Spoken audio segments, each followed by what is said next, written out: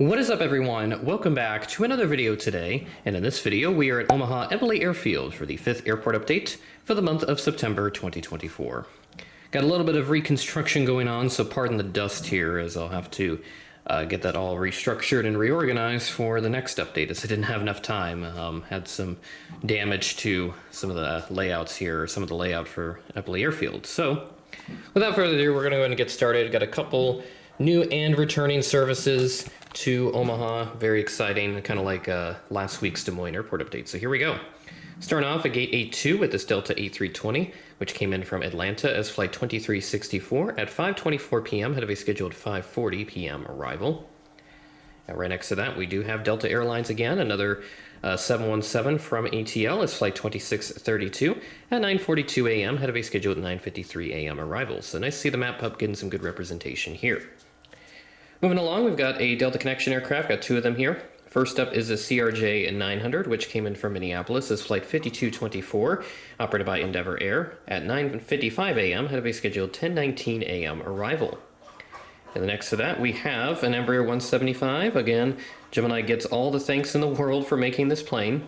This also arrived in from MSP as flight 3948, operated by SkyWest, at 4:13 p.m. ahead of a scheduled 4:34 p.m. arrival.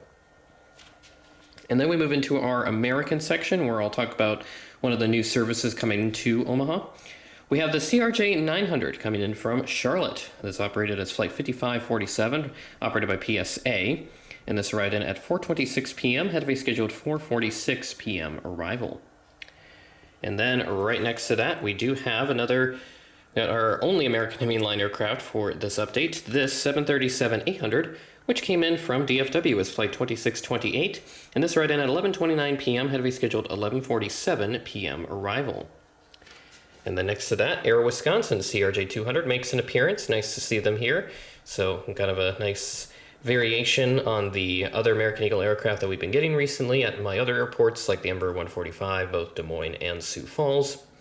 This CRJ 200 came in from Chicago O'Hare as flight 6127, and this arrived in at 1:51 p.m. ahead of a scheduled 2:01 p.m. arrival. And then real quickly, I'll talk about the new service for Omaha, and that is going to be, just like last week's Des Moines airport update, Philadelphia. That will start on June 5th of 2025, and it will operate twice daily on one of these guys right here, a PSA-operated CRJ 900. So excited for Omaha to get Philadelphia. Des Moines got theirs restarted, or will have theirs restarted next year as well.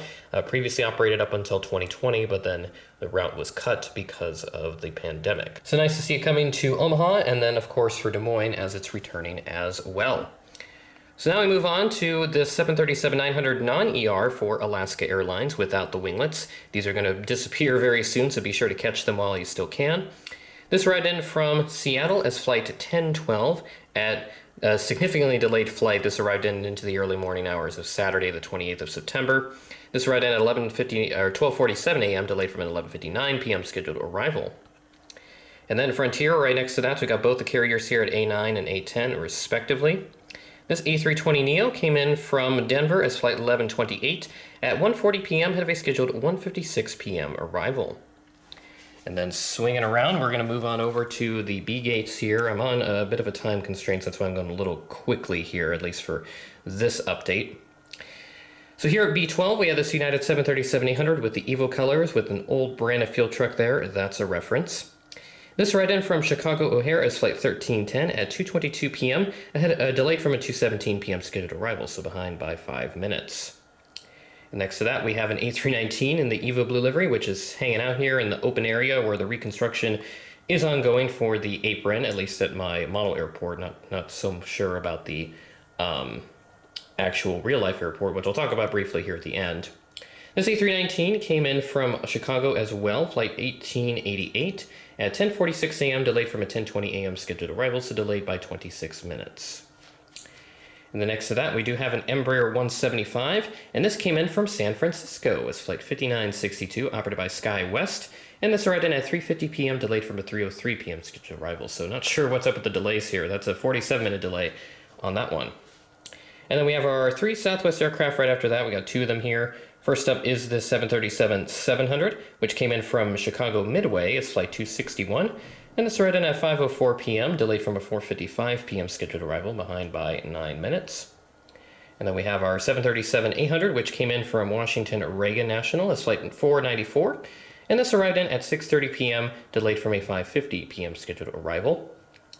And then our last aircraft for this update, we have this MAX 8, which came in from Atlanta as flight 909, and this arrived in at 10:39 p.m., delayed from a 10:35 p.m. scheduled arrival, so delayed by 4 minutes. So plenty of delays going on here at Omaha. And that'll do it for this update. I'll try to get a nice little ground level shot of some of the planes that we have here, just for something for you guys to look at as I talk about a couple other things. So firstly, we do have a couple returning services, actually one rather. That's going to be Punta Gorda on Allegiant, and that will return on October 3rd, twice weekly, Sunday, Thursday on an Airbus A320. And then a quick build OMA update that I was able to obtain from their socials. They made a couple posts recently, so I figured that I would talk about that real quick.